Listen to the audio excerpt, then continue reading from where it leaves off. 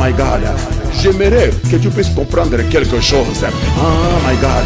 Dieu a dit, ce bébé-là maintenant qui vient, Jean-Baptiste, il avait un pied dans l'Ancien Testament, et puis un pied dans le Nouveau Testament. C'est-à-dire, Jean, c'est celui qui veut changer. Il vient tout simplement changer l'histoire de ta vie.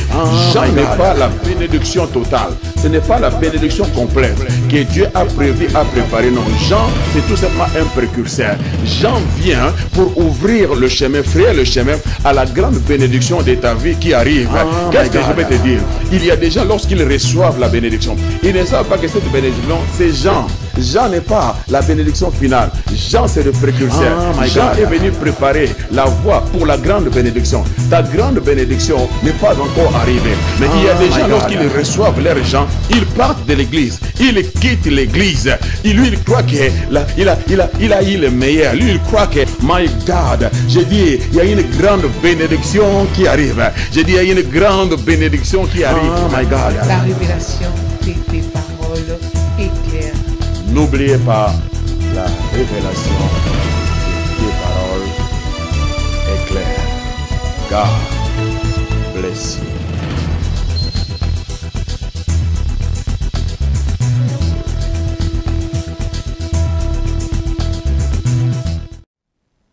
Amen, amen, amen, amen, amen, amen. Glory, glory be to God.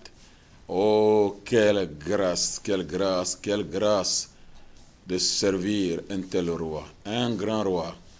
La Bible dit, il est au-dessus de toutes choses, toute puissance et toute autorité.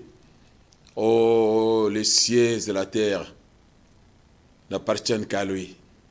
C'est lui qui a créé toutes choses, déclare la Bible, par sa parole.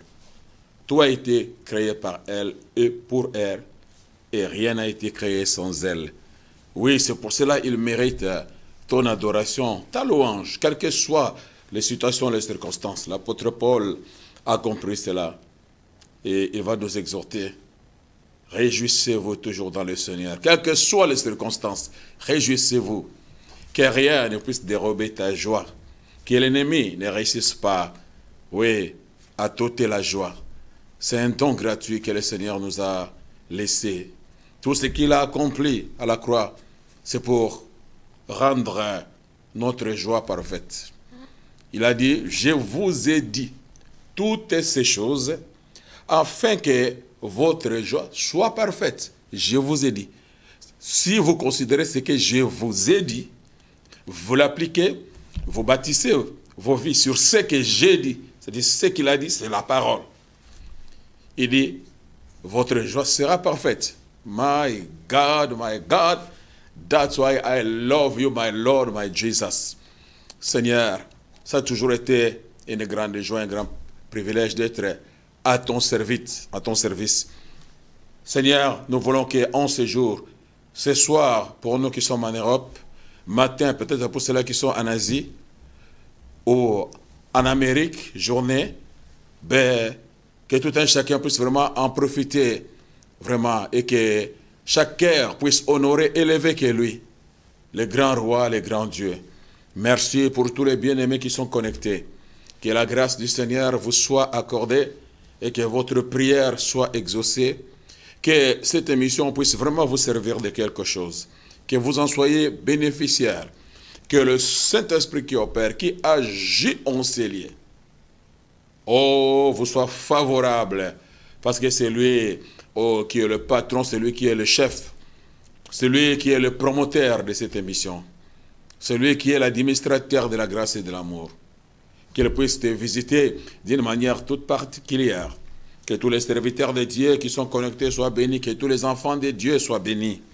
Je pense particulièrement à mon très cher, très cher, je peux dire fils, je peux dire ami, docteur Christian Kifouema à London, pasteur Patricia et mes deux petites Coco, Elisha et Shoana, bébé et à papi, God bless you so much.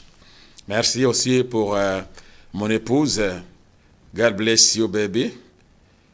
Sans plus tarder, j'aimerais vraiment que nous puissions encore une fois reprendre notre texte que nous avions lu juste pour nous remettre dans le bain. Dans cette série d'enseignements que j'ai entrepris sur le principe de la récupération. Donc ça entre dans ce principe-là. Nous avions vu, comme j'ai essayé de l'expliquer, j'avais en premier lieu parlé de ces différents personnages qui se sont appliqués, qui ont appliqué le principe de Dieu pour retrouver les choses qu'ils avaient perdues. Là, il s'agissait des choses que Dieu nous donne, il s'agissait de bénédiction. Mais en dernier lieu, je voulais parler maintenant d'une personne, lui et elle, plutôt, n'étaient pas à la recherche de quelque chose, mais elle était vraiment à la recherche de sa personne, à la recherche de sa présence.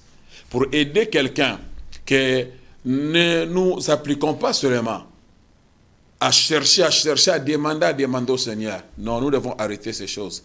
Mais plutôt, mettons-nous à chercher celui qui donne, à chercher sa présence, à cultiver cette intimité avec lui.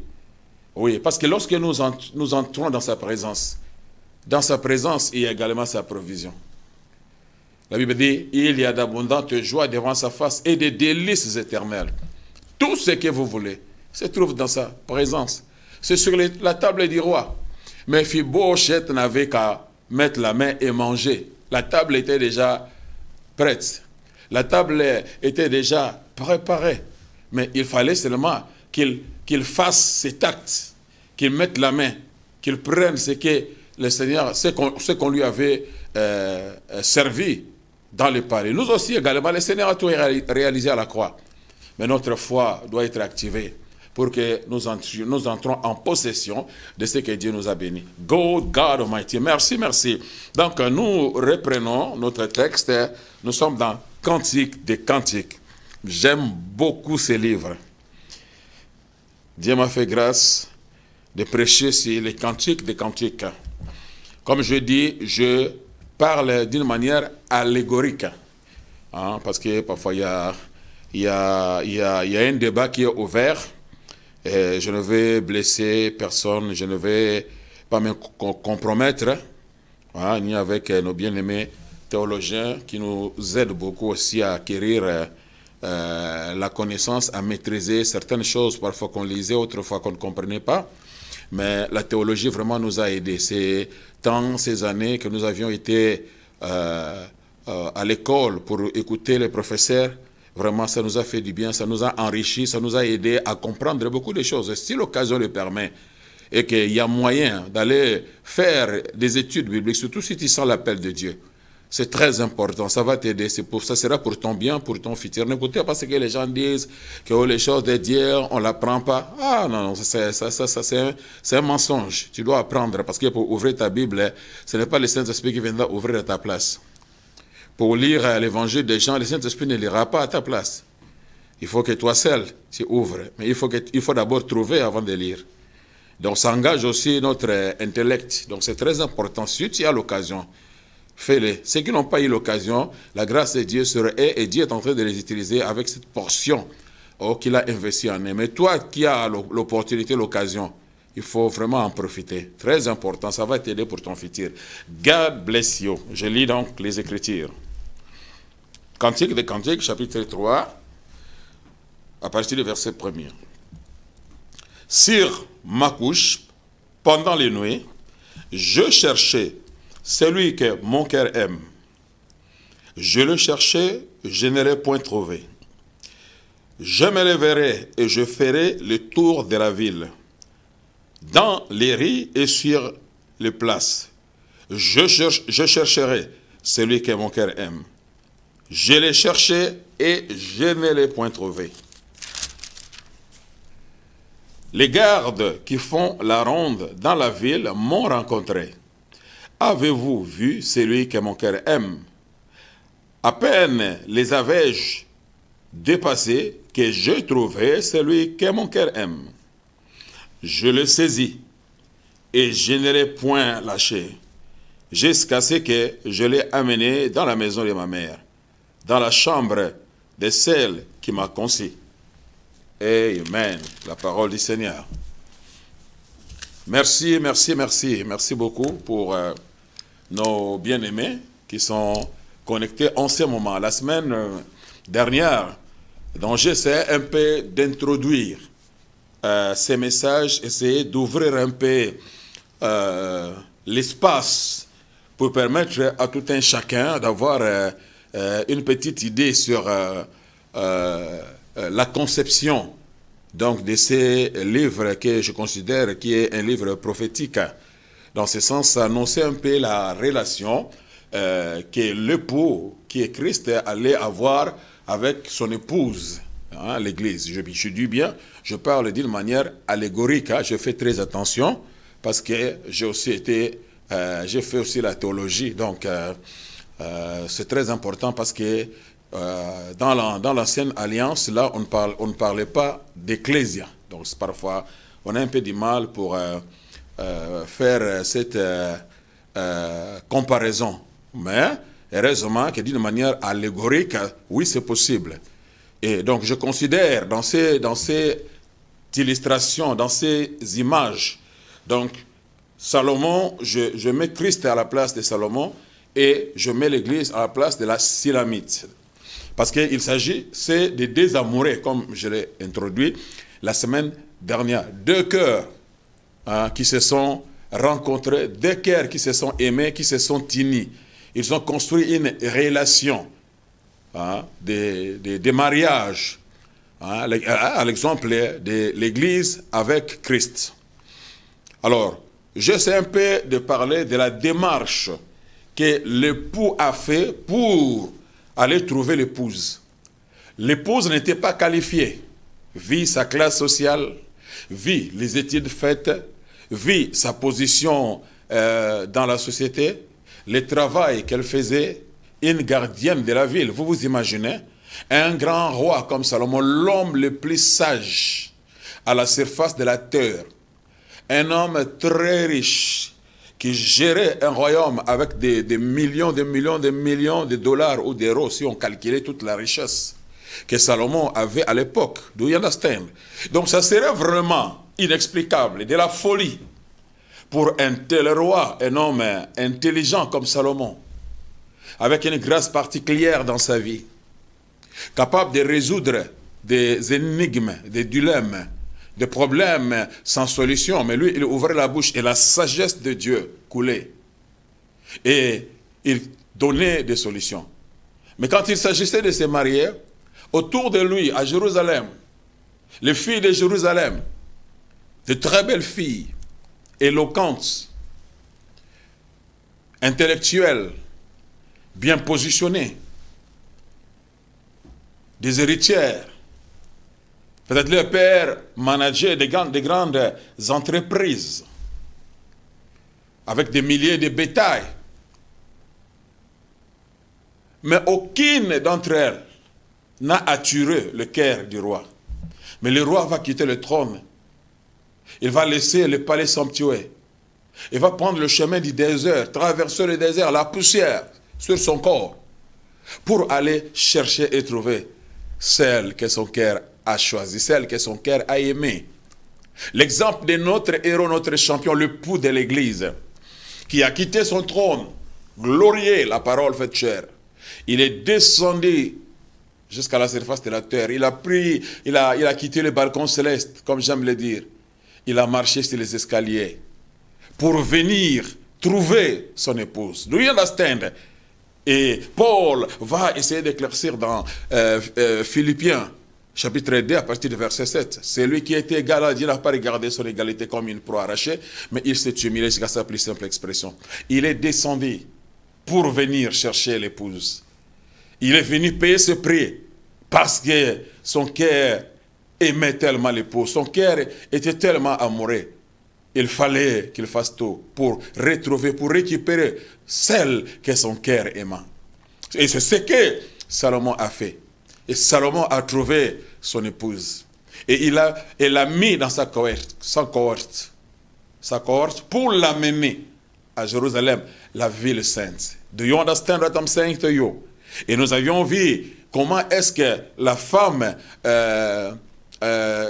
Silamite est en train lui-même de s'exalter. Il parle de sa beauté, pas par rapport à ce que les gens disaient, pas par rapport à ce que les gens voyaient.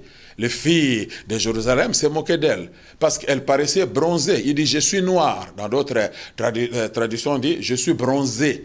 Parce qu'il était exposé au soleil. Gardien de la vigne, il passait, c'est-à-dire toute sa vie, sous le soleil. Et les rayons du soleil qui bronzent la peau blanche a fait son boulot. Sans qu'elle ne sache elle-même que le roi en question aimait des femmes bronzées. J'en ai parlé la semaine dernière.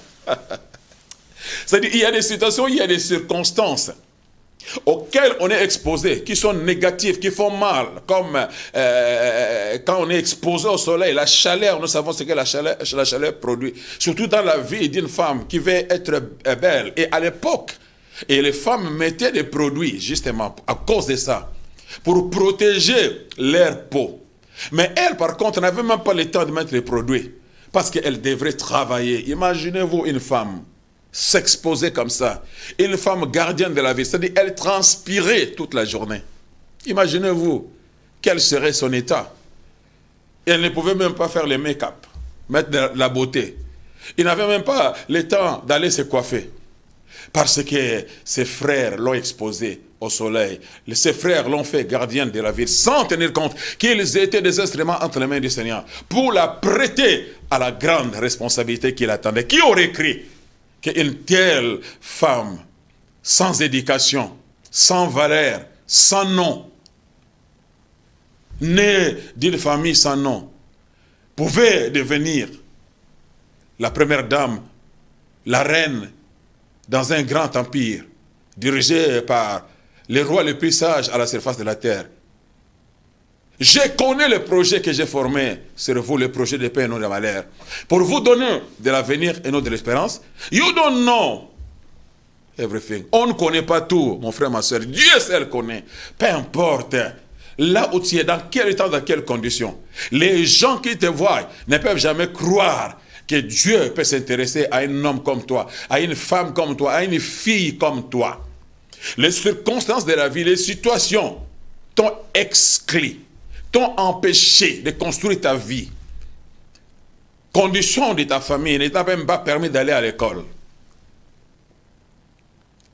Ta tête a du mal, peut-être, à saisir les calculs mentaux,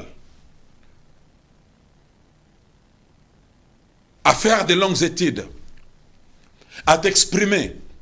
Mais tout cela n'est pas une excuse pour que Dieu s'intéresse à toi ou ne s'intéresse pas à toi. Ce n'est pas une excuse. Dieu est Dieu. Il est amour. Tout ce qu'il a conçu, il va l'accomplir, il va le réaliser. Je parle à quelqu'un que ce que les gens pensent de toi ne te bouleverse pas. Ce que les gens disent de toi ne te bouleverse pas. Ce que les gens croient être vrai pour toi ne te bouscule pas. Il y a des choses que tu as fait. Et les gens, parfois, vont te comparer par rapport à ça et vont te coller des étiquettes. Tu as volé, ils commencent à t'appeler voleur. Mais alors que tu as volé, mais tu n'es pas voleur. C'est une situation qui était arrivée. C'était une erreur de la vie. Peut-être l'ennemi a voulu te désorienter de l'orientation que le Seigneur a pour ta vie. Parce que les hommes ont vu avec leur limitation. Du coup, ils ont dit, ce n'est qu'un voleur, ce n'est qu'une voleuse. Mais ils ne savaient pas qu'à l'intérieur de toi, oh, il y a des choses extraordinaires. Et Dieu est en train de faire son travail. Il t'expose au soleil, aux situations, aux circonstances. Parce qu'il sait que les rois aiment des femmes bronzées, des femmes qui sont passées par des épreuves, et qui sortent la tête haute, qui sortent de changer, qui sortent de transformer, qui expérimentent le soleil de la justice qui est Christ lui-même. Et cette intimité, ces contacts, cette intimité avec le soleil change, transforme la personne. La nouvelle naissance, tu deviens une nouvelle créature. L'apôtre Paul a expérimenté les rayons du soleil. Et il va dire, si quelqu'un est en Christ, il devient innovateur. My God, help me, somebody. Je suis en train d'enseigner quelqu'un. Je crois que quelqu'un est en train de comprendre ce que je suis en train de dire. My God, to Jesus be the glory. Ça, c'est une petite récapitulation. Alors, ici, nous entrons dans notre texte. Nous revenons dans notre texte. On nous parle alors de Salomon, le roi Salomon, ainsi que la Sunamite. On ne donne même pas le nom de la Sunamite. Est-ce qu'elle appelait Abigail? Est-ce qu'elle s'appelait Élisabeth? Est-ce qu'elle s'appelait Sarah? Est-ce qu'elle s'appelait Rebecca? Sans nom. My God, Dieu m'a envoyé pour des gens sans nom. Dieu m'a envoyé pour des gens inutiles, déconsidérés, inacceptables dans la société. Parce que tu n'as pas le niveau. Tu n'as pas fait des études exigées. Je ne dis pas qu'il ne faut pas faire des études. Non, non, non, non, non, non. Nous sommes pris dans cette génération-là. La sagesse, l'intelligence, l'intelligence augmentera, a prophétisé Daniel. Nous sommes dans ces temps-là où l'intelligence est en train, oui, de s'augmenter. De grandes inventions vont se faire. Nous aurons des serviteurs de Dieu vraiment intellectuels, avec une capacité intellectuelle toute particulière. Ça a existé dans la parole. Nous avons des hommes comme Daniel, avec un esprit excellent, un esprit supérieur. Il pouvait distinguer les trois Hébreux à l'école du roi. Personne ne les surpassait en intelligence. Parce que la grâce de Dieu, l'esprit supérieur, le Saint-Esprit agissait en eux. Le Saint-Esprit travaillait leur intellect, leur donnait une capacité surnaturelle. Je prie que cela soit. Oh, garde tout mon cœur. Je prie pour tous nos jeunes qui s'apprêtent, qui se préparent en conséquence pour prendre les relais un jour.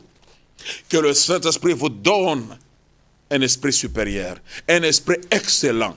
Que vous soyez des serviteurs, des pasteurs, des évangélistes, des prophètes, des docteurs, des overseers, des bishops, des évêques excellents, avec un esprit supérieur, qui peuvent manager non seulement des églises, mais vous pouvez manager votre nation, vous pouvez manager les entreprises, vous pouvez manager les banques. C'est-à-dire que nous allons occuper tous les territoires pour la gloire de Dieu. Aïe, aïe, aïe. Si le roi païen, Nabuchodonosor, a compris que j'ai besoin de ces jeunes hébreux, de ces jeunes israélites, trouvez-moi de ces jeunes intelligents. Il a compris que je vais profiter de l'intelligence de ces garçons qui appartiennent à l'Éternel, pour qu'ils viennent élever mon royaume. Oh my God. Mais pourquoi aujourd'hui nous attendons parfois des choses des chrétiens? Nous croyons que nous laissons ces choses-là aux païens. Qui va changer le monde? Qui va apporter le réveil? Qui va apporter la transformation? Parce que nous laissons le monde entre les mains du diable. Eh bien, le diable fait son boulot. Vous croyez que quand on prie, on intercède, ça suffit? Non. Dieu a ses Daniel. Dieu a des Abednego, Dieu a des Shadrach, Dieu a des Meshach, des jeunes avec une capacité surnaturelle de gérer, de gouverner, d'élever une nation, l'amener dans une autre dimension. Là où il y a les justes, où la justice, la nation est élevée. Ce sont les justes qui vont élever la nation, qui vont apporter la justice de Dieu, la crainte de Dieu, la sainteté, la pureté dans une nation, dans la société, dans les banques, pour mettre fin à la corruption, dans les gouvernements, dans les affaires. Qui vont le faire si ce n'est des Abednego, si ce n'est des Daniel? Si vous vous dites non, ces choses-là, la politique c'est satanique, c'est démoniaque. Non! Salomon était un politicien, non? Il gouvernait, il manageait le royaume. Il faut de la politique, non, pour manager le royaume. David manageait.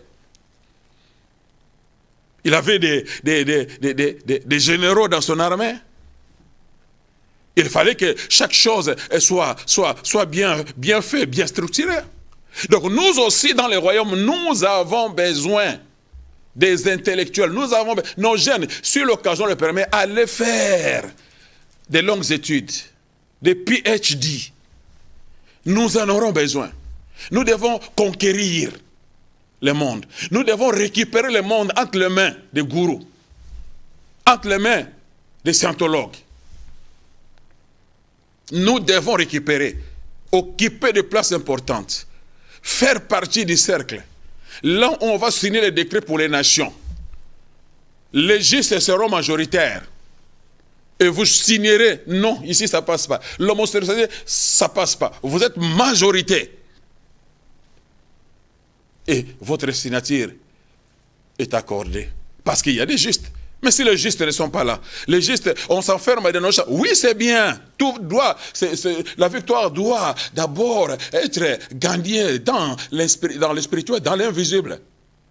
Mais ça ne suffit pas. Après, nous devons faire notre part aussi.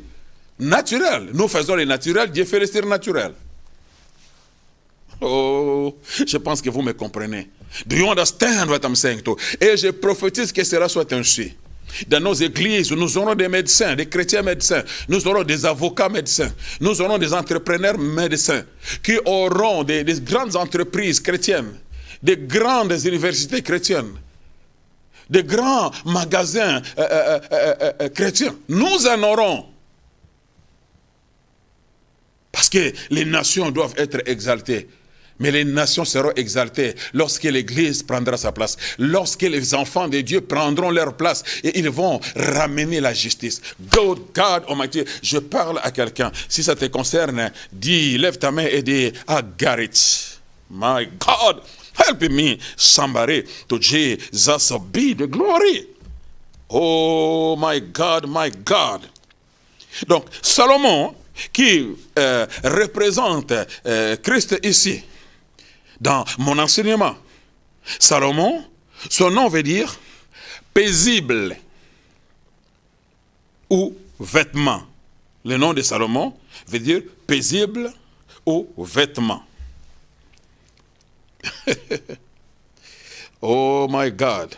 Oh, paisible, ça veut dire qui ne trouble pas ou qui apporte la paix. Qui ne trouble pas ou qui apporte la paix.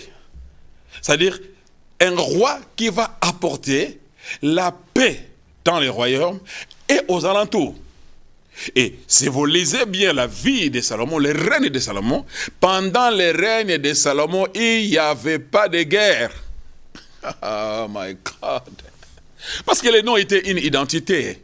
C'était une préfiguration, c'était une illustration, c'était une ombre de Christ. Paisible, qui apporte la paix. Or, le véritable Salomon, Christ, lui, Esaïe, va le peindre et dit, on l'appellera prince de la paix. My God, my God. Salomon veut dire vêtement. Et l'apôtre Paul nous exhorte, il dit aussi, Romains 13, 14, que revêtez-vous de Christ. Christ est un vêtement pour nous.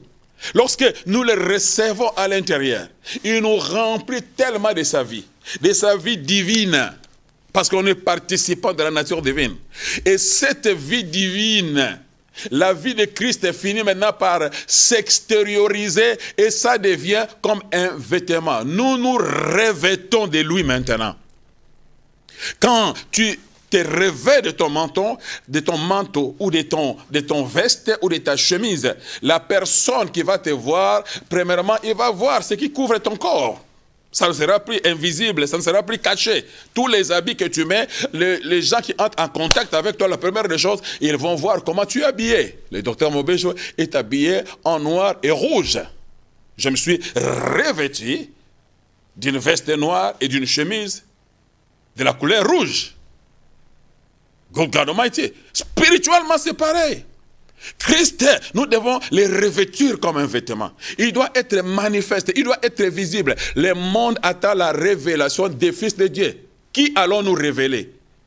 Nous allons révéler Christ. Christ est la parole. Oh, you don't understand what I'm saying to you. Il y a des gens qui ne viendront jamais dans nos églises. Vu leur position, ils ne viendront pas. L'église va aller vers eux. Oh, Seigneur, aide-moi. Des Naaman ne viendront pas dans nos églises jusqu'à ce que l'église aille vers lui. La fille israélite qui connaissait les dieux d'Israël, qui connaissait l'homme de Dieu, le prophète Élisée, c'est elle qui a évangélisé, c'est elle qui a témoigné du Dieu d'Israël.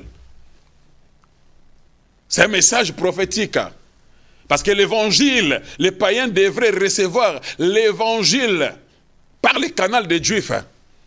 Corneille devrait recevoir l'évangile au travers d'un Juif appelé Pierre. C'est prophétique. Donc c'était un Juif qui devrait, une Juive, une Israélite, qui devrait annoncer l'évangile au général Naaman. Oh, Naaman, c'est un païen. Il représente les nations païennes. Les salis par grâce. Les salis par grâce, au moyen de la foi. Par anticipation. Avant que Christ ne meure, il a déjà commencé à annoncer l'œuvre qu'il va réaliser. Il n'est pas un Dieu national, mais il est un Dieu international. Même s'il a choisi Israël, il devrait commencer avec eux. Au travers d'eux, les nations allaient connaître Christ. Mais ils sont passés à côté de la plaque. Do you understand what I'm saying to you?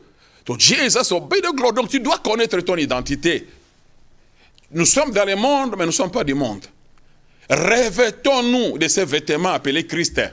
Oh my God, partout où tu es, partout où tu iras, des gens que toi tu ne vois pas, que tu ne considères pas. Mais ils te voient.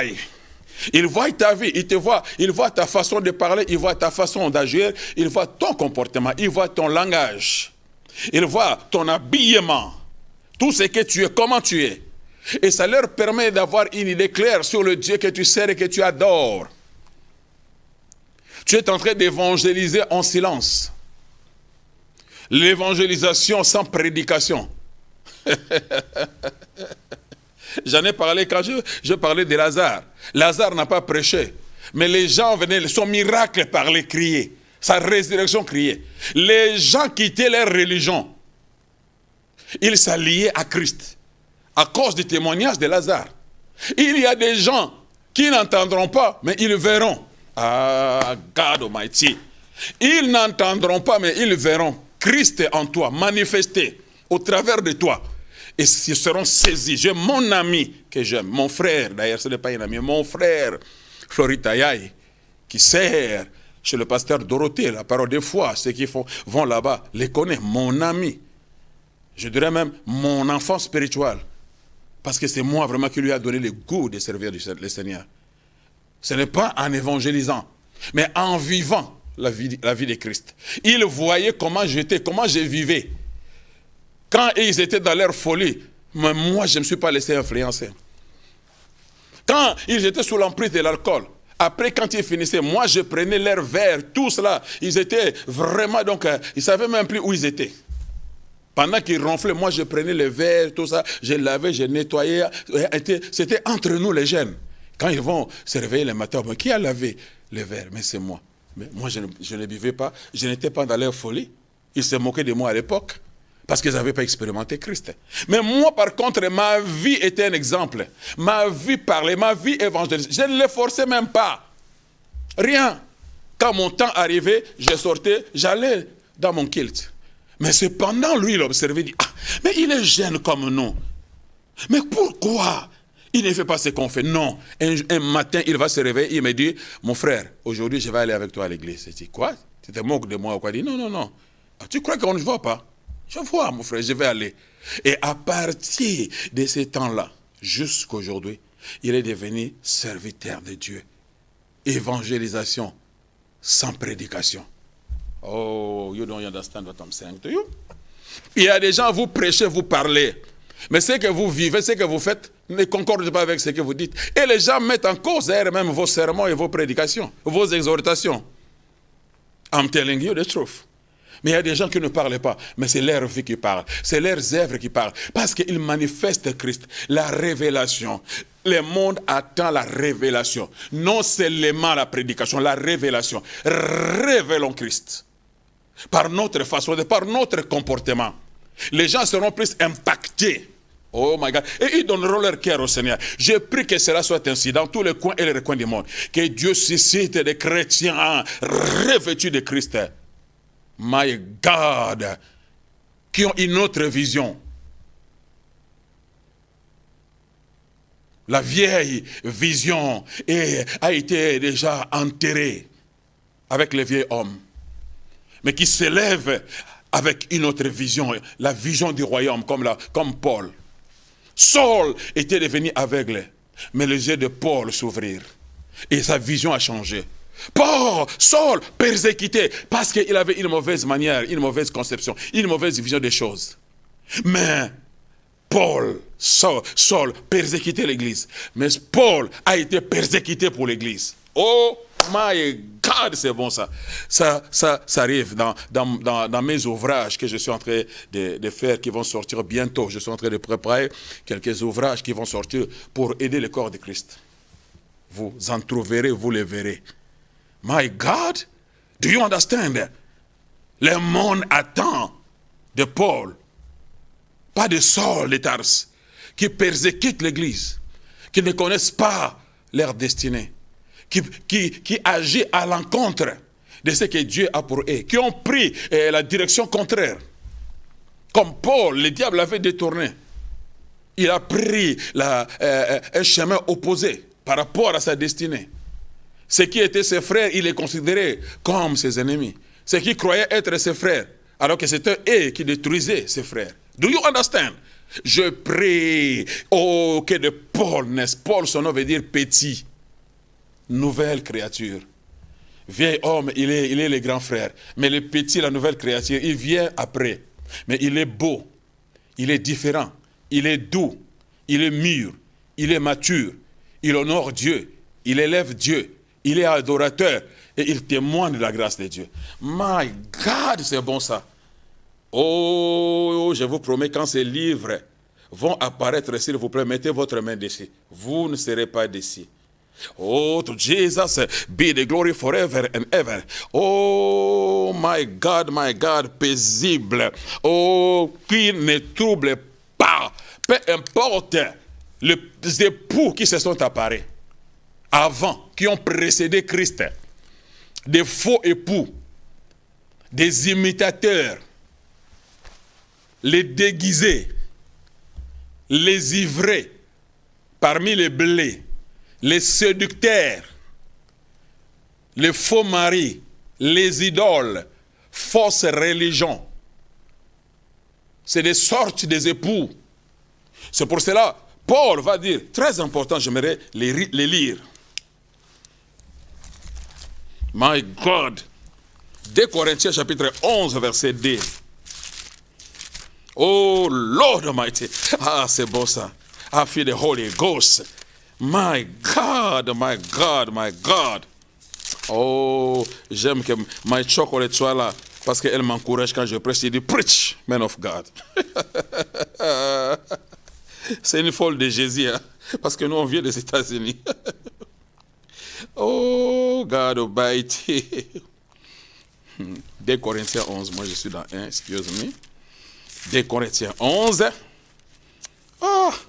Oh Seigneur, c'est bon ça. Écoutez, ici c'est Paul qui a expérimenté Christ, qui s'adresse à l'église de Corinthe, l'église qu'il a construite, qu'il a bâtie. C'est Paul qui est l'apôtre de l'église de Corinthe. C'est lui l'initiateur, c'est lui qui a bâti cette église. C'est lui qui est le père, donc, de cette église. Très important. C'est pour cela, quand il écrit comme un père qui s'adresse à ses fils et à ses filles, il dit, car je suis jaloux de vous. Ça, c'est Paul, le père spirituel qui s'adresse à ses fils. Il dit, je suis jaloux de vous, d'une jalousie des dieux. Ce n'est pas n'importe quelle, ce n'est pas une jalousie dans un sens péjoratif. Non, pas dans ce sens-là. Il parle de la jalousie des dieux. Parce que Dieu ne peut pas nous partager avec une idole, avec un autre. Il est un Dieu jaloux, il ne nous partage pas. C'est pourquoi Paul aussi, ayant l'esprit de ces dieux, la nature de ces dieux, il va s'identifier à lui. Il dit, la jalousie que j'ai ressemble à la jalousie de Dieu. Ce n'est pas une jalousie dans le sens péjoratif. Do you understand what I'm saying to you? Pourquoi je suis jaloux? Parce que je vous ai fiancé à un seul époux, pour vous présenter à Christ comme une vierge pure. Oh my God, you don't understand? Paul s'adresse à ses fils et ses filles spirituels qu'il a initiés dans le Seigneur, qu'il a conduits au pied de la croix, qu'il a évangélisé, qu'il a touché par la prédication. Le Saint-Esprit a convaincu leur cœur et ils ont donné leur vie à Jésus. Mais il s'avérait qu'il y avait encore d'autres époux, c'est-à-dire d'autres idoles. Parce qu'il y avait plusieurs dieux à cette époque. Ils étaient idolâtres, ils ne connaissaient pas les véritables dieux d'Israël. Donc c'est Paul qui est venu leur enseigner ces dieux. Les véritables, Jehovah God, le Dieu de l'Alliance, le possesseur de la terre et du ciel. C'est lui à qui appartient toute chose. C'est lui qui a dépêché Jésus. C'est lui qui s'est revêtu de la chair humaine. C'est lui qui est venu mourir à la croix afin de réconcilier le monde avec lui. Ni juif, ni grec, ni français, ni congolais, mais tous unis en Christ, comme frères et sœurs. Nous sommes membres dans le corps. Et lui, il est la tête. Do you understand? Il n'y a pas de dispute, il n'y a pas la différence de couleur, il n'y a pas de racisme, il n'y a pas de tribalisme dans le corps de Christ. Un seul corps. Nous sommes tous unis dans ce corps. Nous sommes frères et sœurs. Do you understand what I'm saying? Quelqu'un lève la main et dit glory be to God. C'est pour cela, l'apôtre Paul les exhorte. Il dit, jaloux de vous. Parce que moi, je vous ai fiancé à un seul époux. À un seul époux. Cet époux qui s'appelle Christ, parce que nous parlons de l'époux de Jésus en tant qu'époux. Il présente Jésus au connaisseur comme l'époux. Voilà le véritable, voilà l'épouse de l'Église. C'est lui qui est venu pour avoir cette relation, cette intimité. La relation qu'un homme a avec son épouse, c'est la même relation que Christ a avec l'épouse qui est l'Église. Parce qu'il est un type d'Adam. S'il est type d'Adam, c'est-à-dire l'Église est un type d'Ève. Oh my God, you don't understand. Et Ève a été tirée de la côte de son mari. Et la Bible dit Jésus également a été percé. Je sais qu'il y a un débat entre les théologiens, mais les débats restent ouverts. Mais lorsque je fais cette comparaison, c'est là où je dis, ça peut aller, ça peut concorder. Parce que l'épouse d'Adam, Christ en tant qu'Adam, l'épouse d'Adam a été aussi tirée de son côte, de son côte. On a percé son côté. On a opéré, Dieu a fait l'intervention chirurgicale et il a fait sortir Adam, Ève plutôt de son côte. Et Jésus prophétiquement, son côté. Pourquoi seulement son côté? Pas pourquoi pas dos, pourquoi pas ventre? Prophétique. I believe it. Mais c'est un débat pour ceux qui pensent autre chose. Que Dieu vous bénisse. Que cela ne nous divise pas. Au point où nous sommes arrivés, dirait l'apôtre Paul, marcher ensemble. Là où il y a des divergences, laissez le Saint-Esprit vous éclairer. Do you understand? Mais moi, prophétiquement, I believe it. Prophétiquement, je dis bien. Ça annonçait quelque chose. Parce que l'épouse doit sortir de son époux. My God. Donc il dit, nous devons rester fidèles, garder notre cœur pour l'époux. Je vous ai fiancé à un seul. On est fiancé à un seul. C'est-à-dire qu'on nous appelle épouse par anticipation. Mais nous ne sommes pas encore arrivés dans cette... les mariages ne sont pas encore consommés. Comme chez les Juifs, on les faisait. C'est-à-dire, on appelait déjà la personne épouse en entendant que les mariages soient consommés. Mais elle était déjà considérée comme épouse. Mais jusqu'à ce qu'ils arrivent à la dernière étape pour que le mariage soit consommé. Comme Marie et Joseph. Do you understand what I'm saying to you? Donc nous aussi avec Christ, par anticipation, on nous appelle épouse en entendant le jour des noces. Oh my God! Où le Saint-Esprit nous prendra comme les serviteurs d'Abraham qui est allé chercher l'épouse d'Isaac qui est un type de Jésus, qui a porté le bois sur lequel il allait être offert, comme Christ a porté la croix sur son épaule. C'est un type de Jésus aussi. Et Rebecca, son épouse, c'est l'image de l'Église. Fils de Bethuel. Bethuel, qui veut dire seulement demeure de Dieu, demeurer en Dieu. Oh my God. C'est l'image, c'est des illustrations, quoi. My God, do you understand what I'm saying to you? Donc, notre époux n'accepte pas, que son épouse puisse avoir, souvent nous disons que l'homme a 2 bureaux, 3 bureaux aujourd'hui dans notre monde. Comme il y a aussi des femmes aussi qui ont des bureaux. On parle que des hommes, mais il y a aussi des femmes qui ont des bureaux, 3 bureaux. La femme samaritaine avait 6 bureaux. Oh my God. Do you understand what I'm saying to you? Mais il insiste par rapport à cette relation qui est trop importante. Parce que cet époux-là n'est pas n'importe quel époux. Il ne ressemblait pas aux autres. L'époux par excellence. La perfection même. Les plus beaux parmi les fils des hommes. Ce n'est pas n'importe quel époux. L'époux dont je vous parle. L'époux dont je présente à l'Église. L'époux dont Paul a présenté aux Corinthiens. L'époux dont Jean a présenté à l'Église.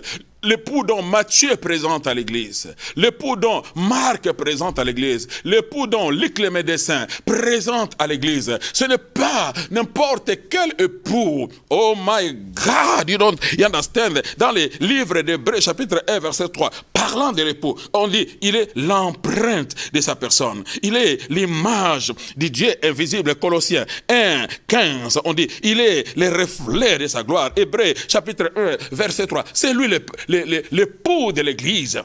Mon frère, ma soeur, il n'est pas n'importe quel époux. Il est l'image du Dieu invisible. Il est le reflet de sa gloire. Il est l'empreinte de sa personne. Oh my God, il habite les lumières inaccessibles.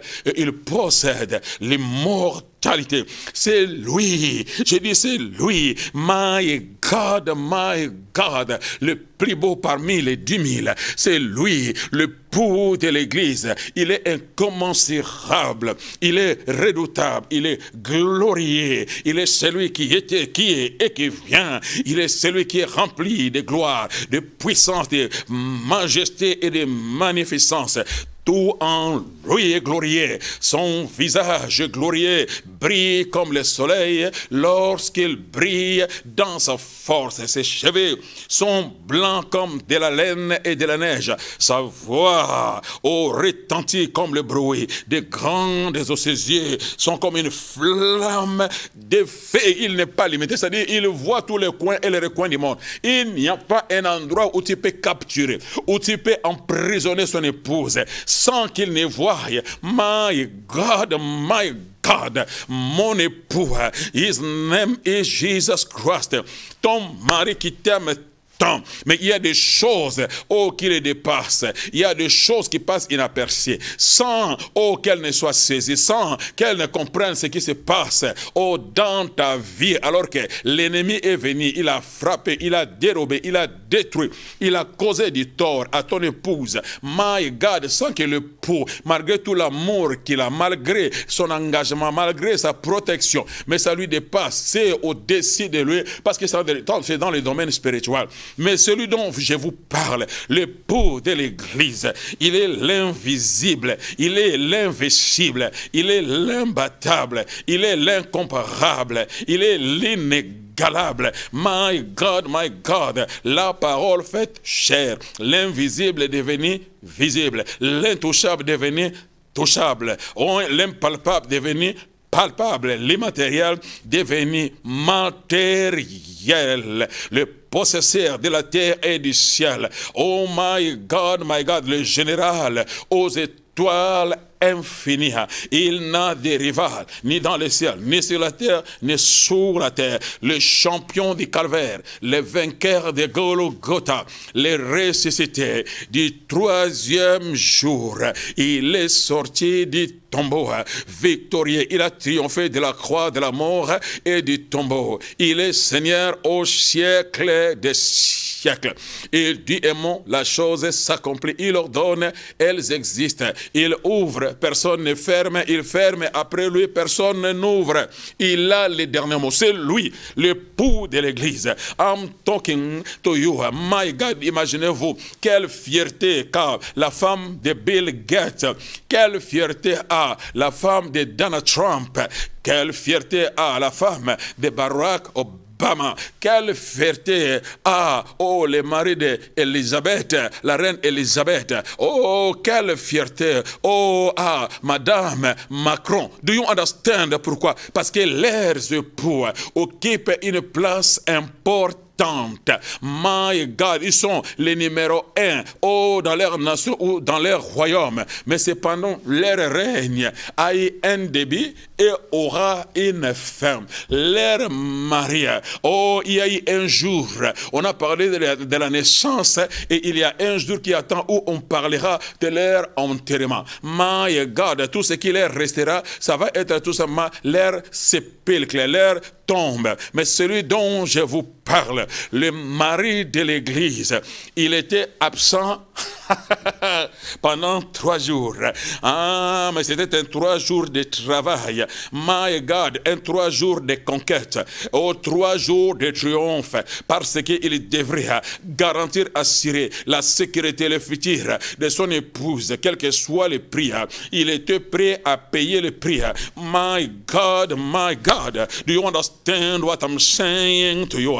To Jesus be the glory forever and ever. C'est lui l'époux de l'Église. Je dis, c'est lui l'époux de l'Église. Il est invincible, il est imbattable, il est incomparable, il a triomphé, il a dépouillé les dominations, les autorités, il les a livrées publiquement en spectacle, en triomphant d'elle par la croix. Il a déchiré l'acte dont les ordonnances nous condamnaient. Il a accompli la loi. Quand il a créé, tout est accompli. Tout ça, oh, c'est pour son épouse. Hein? Il devrait changer l'état de son épouse, la situation, la condition de son épouse. Il voulait les ramener à la réconciliation, hein, avec Dieu, les réconcilier avec le ciel, restaurer son image, lui ramener dans le plan original de Dieu. Do you understand? Oh, l'époux de l'Église, il n'est pas n'importe qui.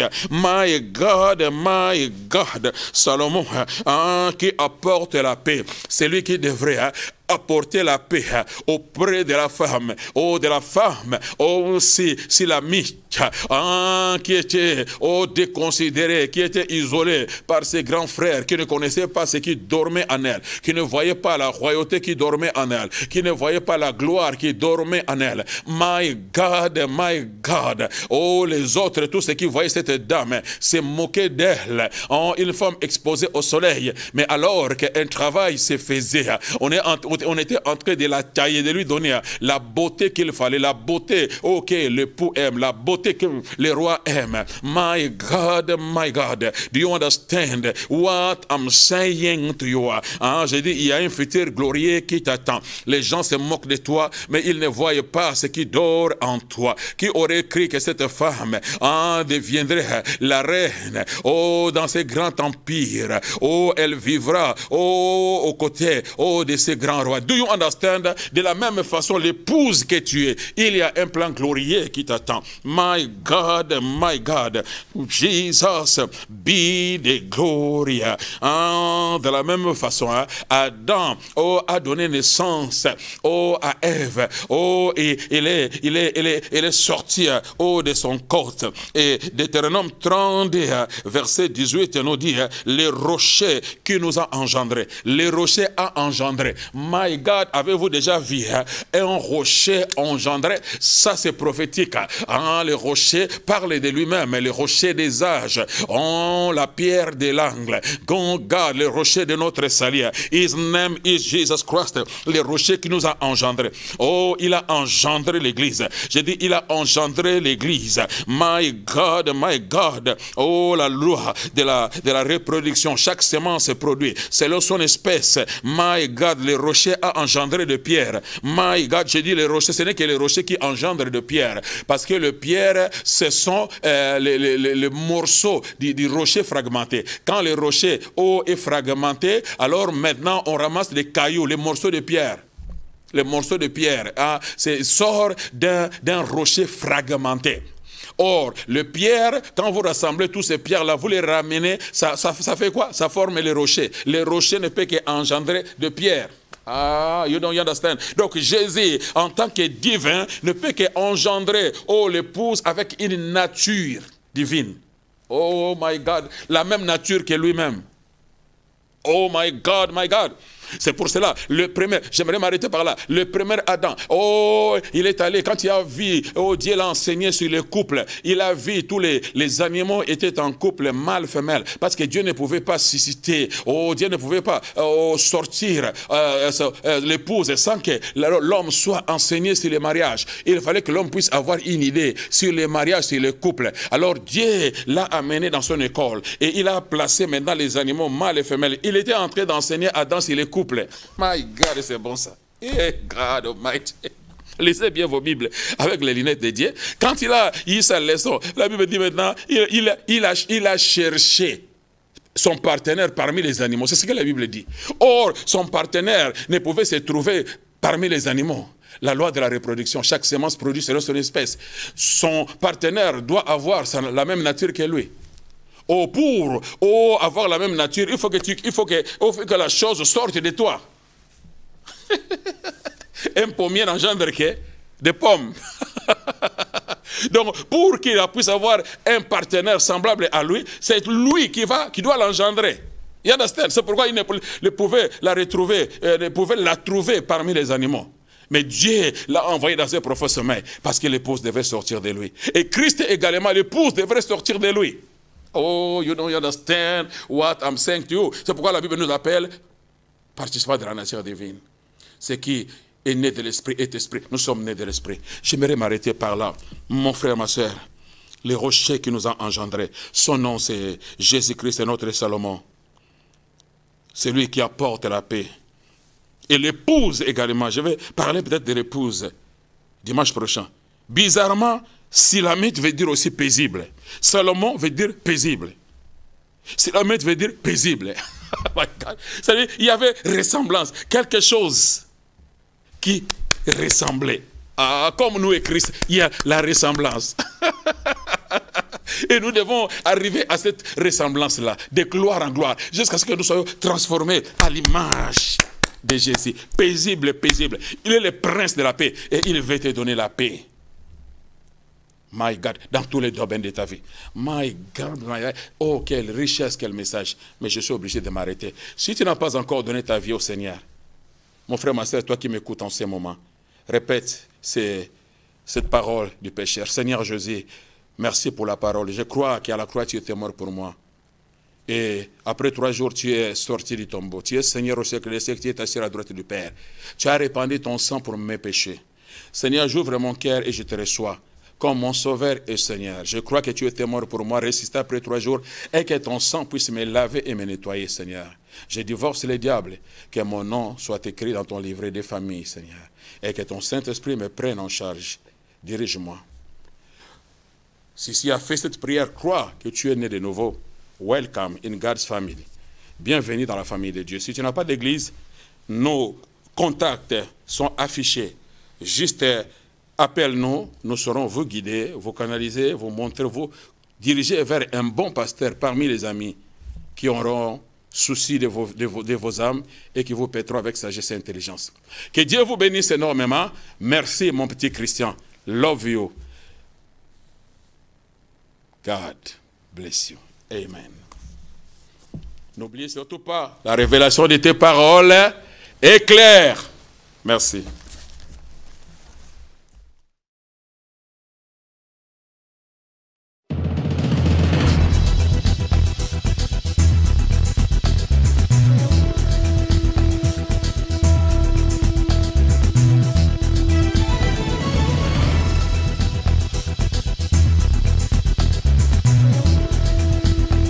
Oh my God, j'aimerais que tu puisses comprendre quelque chose. Oh my God, Dieu a dit, ce bébé-là maintenant qui vient, Jean-Baptiste, il avait un pied dans l'Ancien Testament, et puis un pied dans le Nouveau Testament. C'est-à-dire Jean, c'est celui qui veut changer. Il vient tout simplement changer l'histoire de ta vie. Jean n'est pas la bénédiction totale. Ce n'est pas la bénédiction complète que Dieu a prévu, a préparé. Non, Jean, c'est tout simplement un précurseur. Jean vient pour ouvrir le chemin, frayer le chemin à la grande bénédiction de ta vie qui arrive. Qu'est-ce que je vais te dire? Il y a des gens, lorsqu'ils reçoivent la bénédiction, ils ne savent pas que cette bénédiction, c'est Jean. Jean n'est pas la bénédiction finale. Jean, c'est le précurseur. Jean est venu préparer la voie pour la grande bénédiction. Ta grande bénédiction n'est pas encore arrivée. Mais il y a des gens, lorsqu'ils reçoivent leur Jean, ils partent de l'église. Ils quittent l'église. Lui, il croit qu'il a eu le meilleur. Lui, il croit que, my God, j'ai dit, il y a une grande bénédiction qui arrive. J'ai dit, il y a une grande bénédiction qui arrive. Oh my God. La révélation de tes paroles est claire. N'oubliez pas, la révélation des paroles est claire. God bless you.